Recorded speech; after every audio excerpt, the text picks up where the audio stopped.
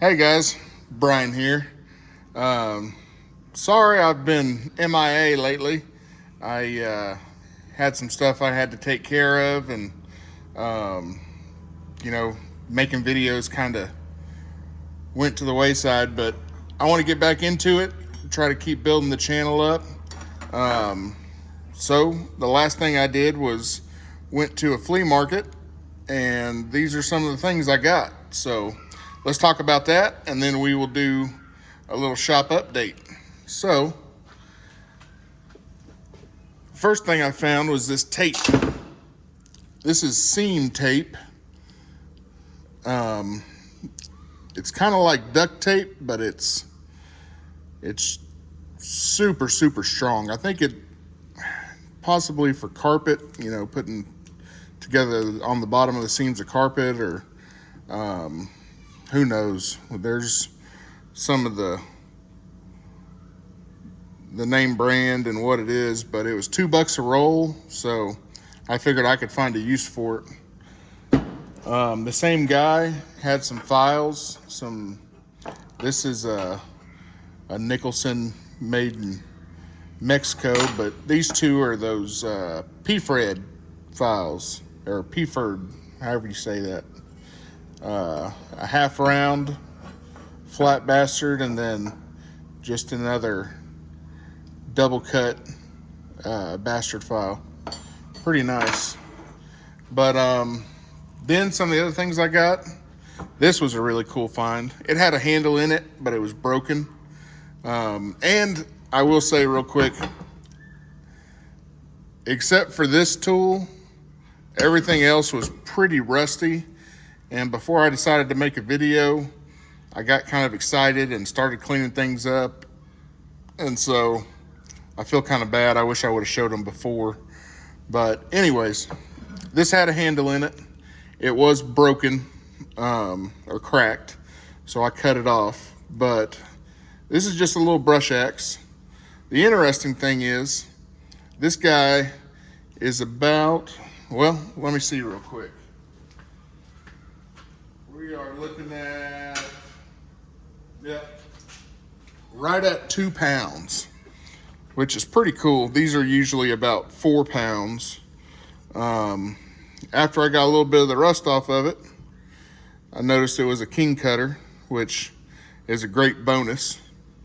Has a little E stamped right here with a circle around it. Not sure what that means, but this is actually made for a slit fit handle. So the diameter up here is pretty large, and even the diameter of the top of this bottom ring is bigger than the bottom of it. So it would have had a slit fit handle. We'll have to turn something on the lathe, get this thing nice and sharp. And you can see the temper line also all the way down this thing. So some of these they were just mild steel. They weren't even hardened. But you can see this one's got a temper line all the way down. So that means we got good hard steel here, which is exciting. Then I found this True Temper Jet Rocket hammer, which I love these hammers. And again, this one's interesting because it's like a 12-ounce hammer. So it's a lot smaller than what your normal 16 or 20 ounce, which is what they made the most of. So when I saw this little guy, I had to have it.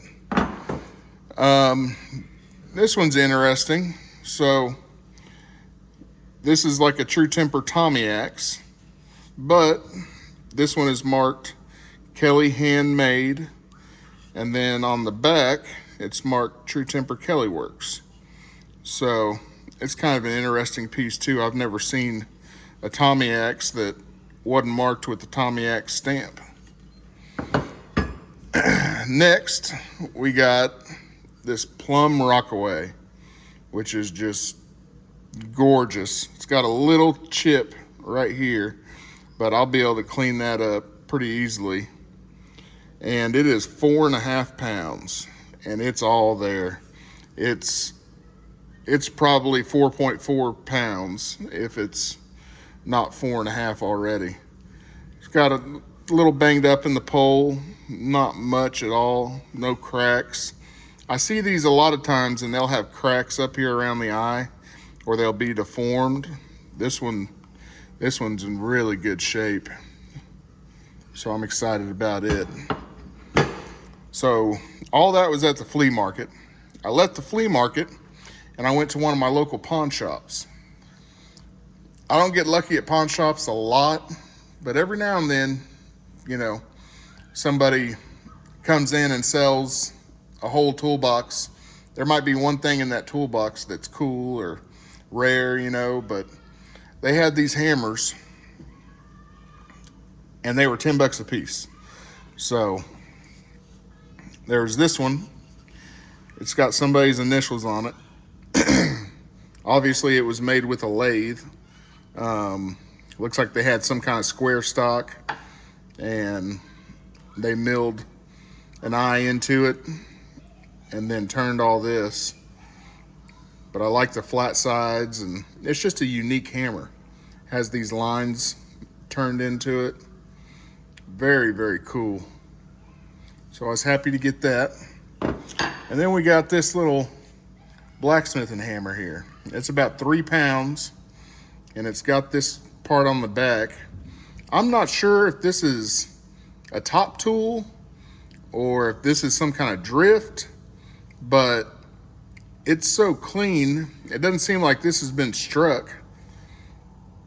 And I mean, this is dented in a little bit, like they could have been doing some hitting with it, but if anybody knows exactly what this is for, please let me know. It's obviously blacksmithing, but I'm not sure if it's a top tool or if it's actually a hammer, but let me know what you think.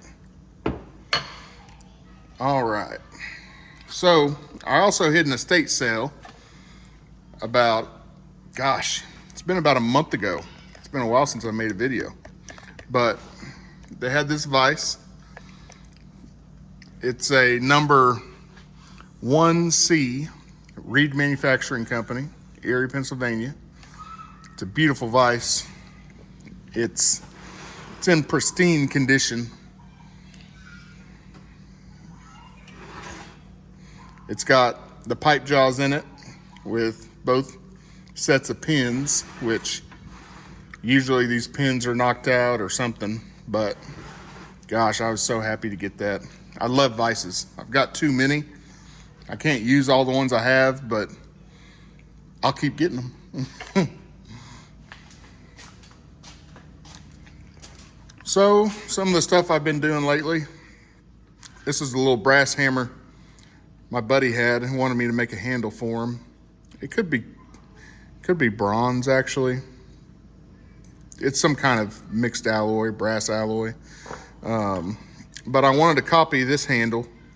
This was it says genuine hickory on it.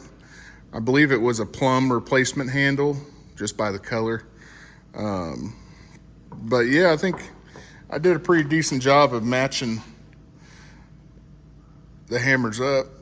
I still got to do a little bit of sanding on this. I don't do a lot of sanding. I try to get it finished with a scraper and spoke shaves, but I always do a little hand sanding at the end. Also, I've been working on this handle.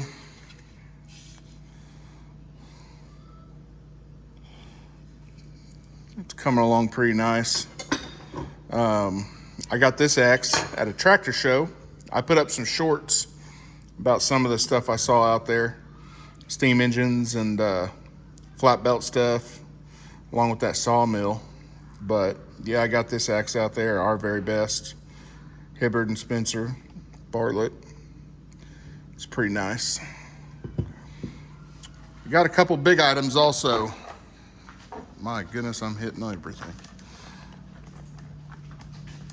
So I had this motor already, but I got some arbors off Amazon, recommended by Scout Crafter, and I put on some wire wheels. I got this base at that same estate sale that I got that vise at, and or this stand. So I put that on there. We're gonna go in the dark part of the shop over here. So I got this sander, this big old 12-inch disc sander. Super nice. I really enjoy using it. This thing, you gotta be careful with it because it removes some material fast. I've got a big old load of walnut right here. Some 2-inch thick. That's about, one's 12 inches, one's 13 inches wide. They're both about 10 foot long. And then I've got some smaller pieces over here I got recently. I'm gonna be making a nice little coffee table, maybe some cabinets for the wall out of that. But also, that estate sale, I got this joiner. It's a Rockwell Delta joiner, probably from the 40s. The man that had it before made this stand where the motor is, and then he had a nice little dust collection system. It's that cardboard box. But it was kind of genius the way he did it.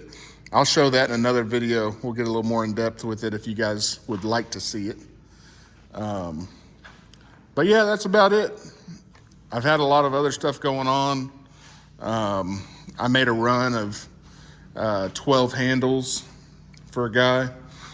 I got a bunch of scraps down there from the bandsaw, getting them roughed out. I got some blanks up there on the shelf. So maybe we'll do a handle video. Yeah, if you guys have any questions, concerns, opinions, whatever, please leave them in the comments. Let me know. I appreciate it. And you guys have a great day.